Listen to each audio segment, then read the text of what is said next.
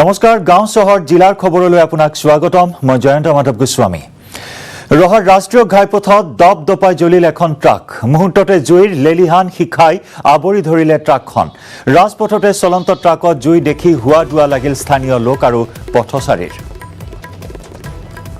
ৰহাৰ ৰাষ্ট্ৰীয় ঘাইপথত দপদপাই জ্বলি উঠিল এখন ট্ৰাক মুহূৰ্ততে জুইৰ লেলিহান শিখাই আৱৰি ধৰিলে ট্ৰাকখন ৰাজপথতে চলন্ত ট্ৰাকত জুই দেখি হুৱা দুৱা লাগিল স্থানীয় লোক আৰু পথচাৰীৰ মাজত এক আতংকময় পৰিৱেশে বিৰাজ কৰিলে ৰাজপথত দপদপকৈ জ্বলি উঠিল এখন মালবাহী ট্ৰাক মুহূৰ্তৰ ভিতৰতে জুইৰ লেলিহান শিখাই আৱৰি ধৰিলে ট্ৰাকখন ৰাজপথত এনেদৰে চলন্ত ট্ৰাকত অগ্নিসংযোগ হোৱাত আতংকিত হৈ উঠে স্থানীয় লোকসকল रुकी আছে এখন কবিলা ৰখা পিছতে তাৰপৰা কি আৱাজ এটা দিয়া পিছতে হেটাত তাৰপৰা গাড়ীখন চলি গ'ল গলা পিছতে জুই জ্বলি আছে দেখিছোঁ কি কাৰণে জ্বলিছে গম পোৱা নাই তেওঁলোকে নাই পোৱা গাড়ীখন মানে হাৱা লৈছে ইয়াতে হাৱা ল'লে 10 মিনিট 15-20 মিনিটমান হ'ল হাৱা লোৱা ইয়াৰ পৰা মানে লগৰ গাড়ীকেইটা আহিলে মই গাড়ীৰ পৰা নামিলোঁ নামি পেলাই সিহঁতৰ লগত গাড়ীৰ সন্মুখত ৰখি পেলাই কথা পাতি আছোঁ গপকৈ চালোঁ যে পূৰা জুই লাগিল কি আছে গাড়ী খালী গাড়ী পুনৰ উৎপাদন ক্ষম হ'ল শিলঘাটস্থিত অসম সমবায় মৰাপাট কল নৱবৰ্ষৰ প্ৰথম দিনাই কলৰ শ্ৰমিক বিষয়া কৰ্মচাৰী মৰাপাট ব্যৱসায়ী আৰু অংশীদাৰৰ মুখত বিৰিঙিল হাঁহি কাৰ্যকৰী হ'ল মন্ত্ৰী কেশৱ মহন্তৰ ঘোষণা 2020 চনৰ অন্তিমটো দিন অৰ্থাৎ 31 ডিচেম্বৰত আহিছিল ৰঙিয়াৰ এপল মিলৰ বাবে এটি ভাল খবৰ এপল মিলৰ প্ৰায় 394 গৰাকী ভিআৰএছ কৰ্মচাৰীৰ বাবে ৰাজ্য চৰকাৰে 15 কোটি টকা মোকলাই দিয়াৰ কথা ঘোষণা কৰিছিল আৰু 2021 চনৰ পহিলা দিনটোত অৰ্থাৎ 1 জানুৱাৰীৰ দিনা নগাঁৱৰ শিলঘাটস্থিত অসম সমবায় মৰাপাট কললৈ আহিল এটি ভাল খবৰ হয় সম্পূৰ্ণ 2 মাহৰ বিৰতিৰ অন্তত পহিলা জানুৱাৰীৰ পুৱাৰে পৰা কাৰ্যক্ষম হৈ উঠিছে শিলঘাটস্থিত অসম সমবায় মৰাপাট কল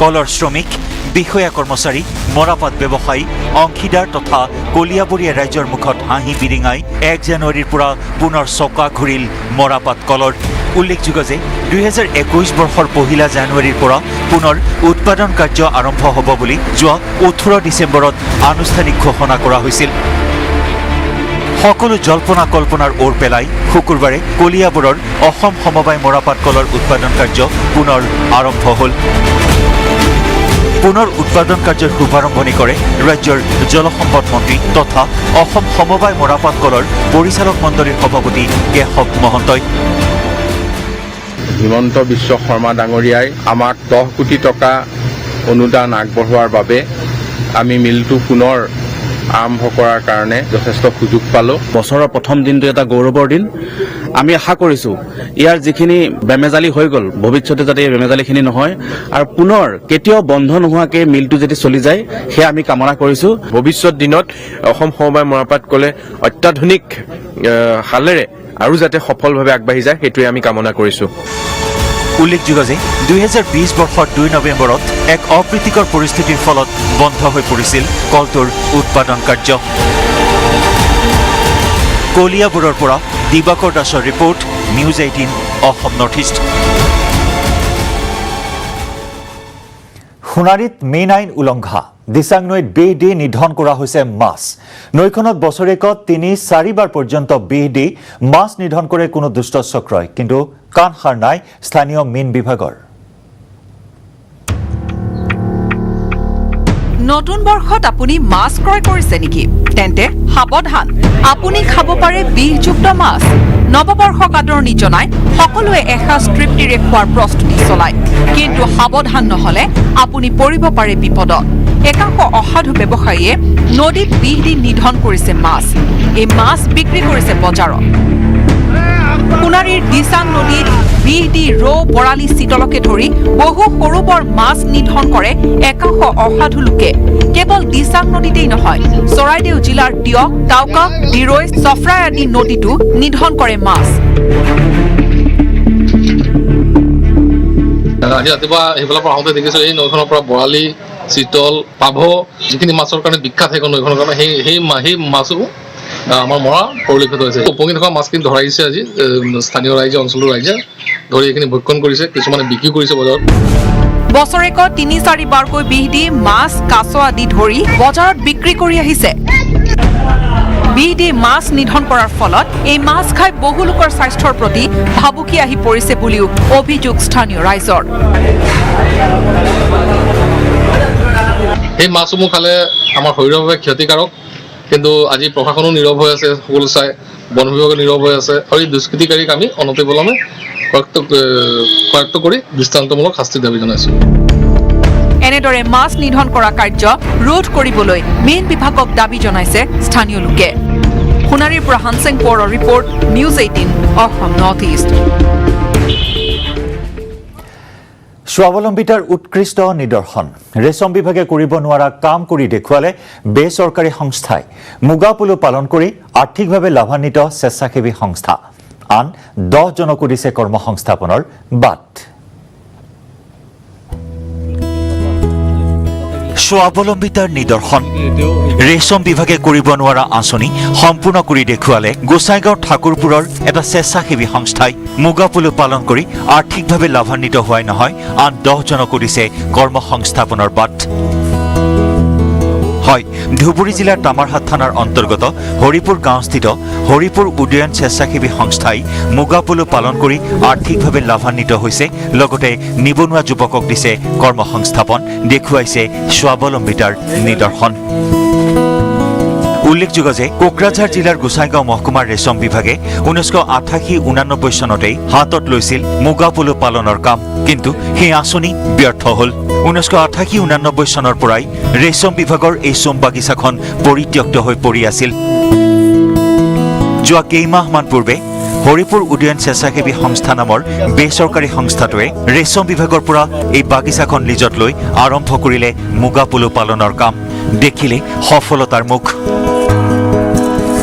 50-60 হাজাৰ টকা ব্যয় কৰি মুগা পলুৰ লেঠা বিক্ৰী কৰি 2.5 পৰা 3 লাখ টকা উপাৰ্জন কৰিবলৈ সক্ষম হৈছে সংস্থাটোৱে। আমি যদিও হিচাপ কৰা নাই, তথাপি 50,000 মান হ'ব খৰচ। এতিয়া তাৰ বজাৰ মূল্য 5 টকাৰ পৰা 2 টকাৰ পৰা 5 টকা কিলি হ'ব এটাকে। তো আমি এটা ভাবিছোঁ ইয়াত আমি এটা সুফল পাম, আৰু আমি এতিয়া 1 লাখৰ মিনিমামটো 1 লাখ হ'বই, কোনো কথাই নাই ইয়াত। এই অঞ্চলত যদি আমি ঘৰে ঘৰে মুগা খেতি কৰিব পাৰোঁ বা ঘৰে ঘৰে চোম গাছ ৰুই প্ৰতিটা পৰিয়ালে যদি মুগা কৰিব পাৰে, তেতিয়া অৰ্থনৈতিকভাৱে লাভৱান হ'ব। গোসাইগাঁও মহকুমাৰ ৰেচম বিভাগৰ মহকুমাধিপতি কন্দৰ্প বৰ্মনৰ নেতৃত্বত ৰেচম বিভাগৰ এটা সঁজাতি দলে বাগিচাখন পৰিদৰ্শন কৰি সংস্থাটোৰ মুগা পলু পালনৰ কাৰ্যক শলাগ লয়। তামাৰহাটৰ পৰা শ্বহীদুল হকৰ report, news 18 Assam north east. গাঁও চহৰ জিলাৰ খবৰ আমি অব্যাহত ৰাখিম। লৈছোঁ এটি বাণিজ্যিক বিৰতি। এটা গোপন সুৰংগৰ এইপাৰে ভাৰত আৰু আনপাৰে বাংলাদেশ, আৰু শেহতীয়াকৈ পোহৰলৈ অহা এটা সুৰংগই নিদ্ৰা হৰিছে কৰিমগঞ্জ আৰক্ষীৰ। আগফালে ডাং, পিছফালে ধোবাংবাং।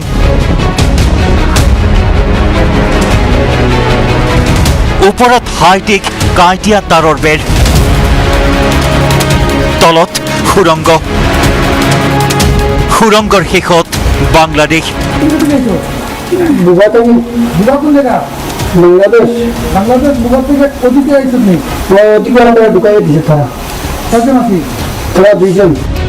এই সুৰংগেৰেই বাংলাদেশী অপৰাধীয়ে অপহৰণ কৰি নিছিল কৰিমগঞ্জ জিলাৰ দলগাঁৱৰ 2 জন লোকক।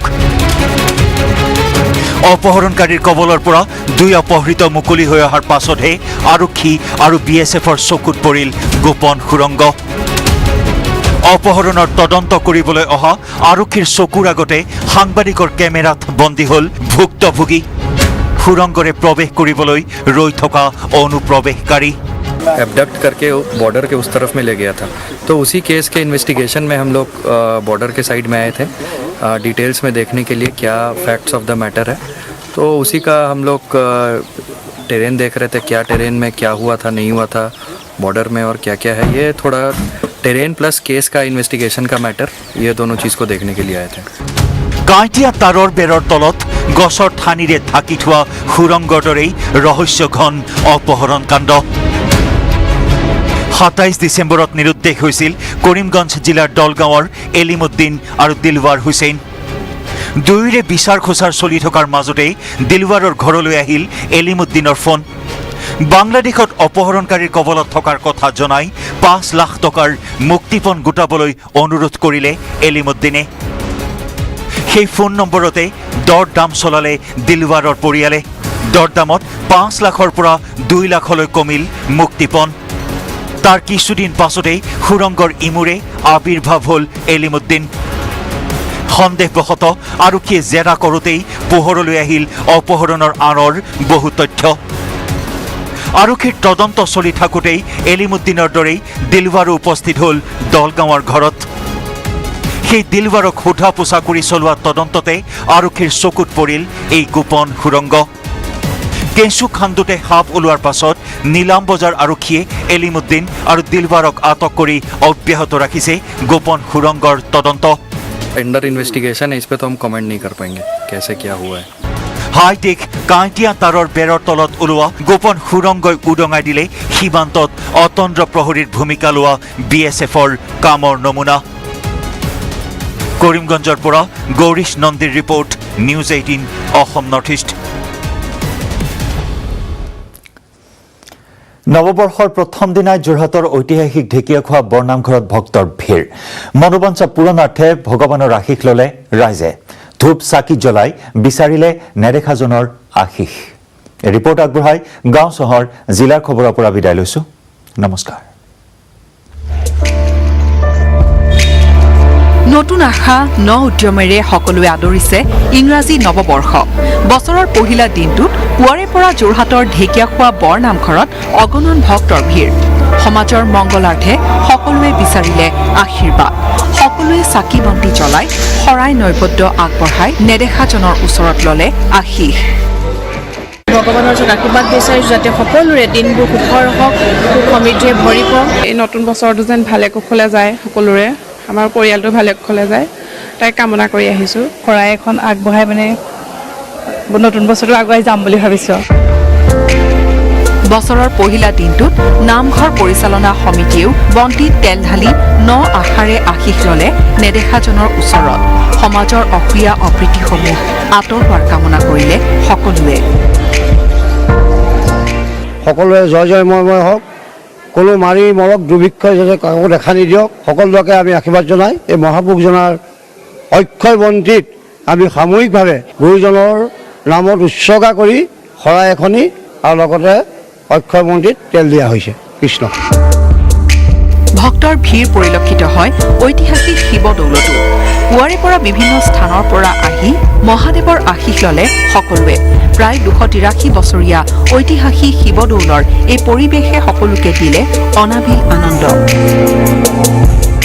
প্ৰত্যেক বছৰে নতুন বছৰৰ প্ৰথম দিনা আমি অহা হয় চবৰে মংগলৰ কাৰণে, নিজেও ভগৱানৰ ওচৰত প্ৰাৰ্থনা ল'বৰ বাবে, আৰু তোমালোকক নৱবৰ্ষৰ শুভেচ্ছা জ্ঞাপন কৰিছোঁ আৰু ইয়াৰ জৰিয়তে সকলোকে নৱবৰ্ষৰ শুভেচ্ছা জ্ঞাপন কৰিছোঁ। বন্তি প্ৰজ্বলন কৰি সমূহ অসমবাসী ৰাইজক নৱবৰ্ষৰ আন্তৰিক শুভেচ্ছা জ্ঞাপন কৰিছোঁ। সকলোৱে বন্ধুত্ব ভাৱ, ভাতৃসুলভ ভাৱ, মনোভাৱেৰে সকলোৱে নিজৰ নিজৰ ব্যৱসায় বাণিজ্যত চবে আগবাঢ়ি যাওক।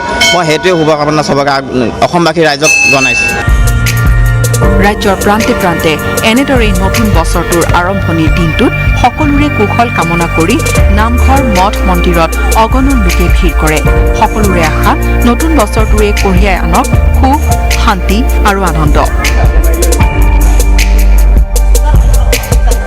দিয়কৰ পৰা দিগন্ত হাজৰিকা আৰু শিৱসাগৰৰ পৰা জয়জ্যোতি গগৈৰ report, news 18 Assam north east.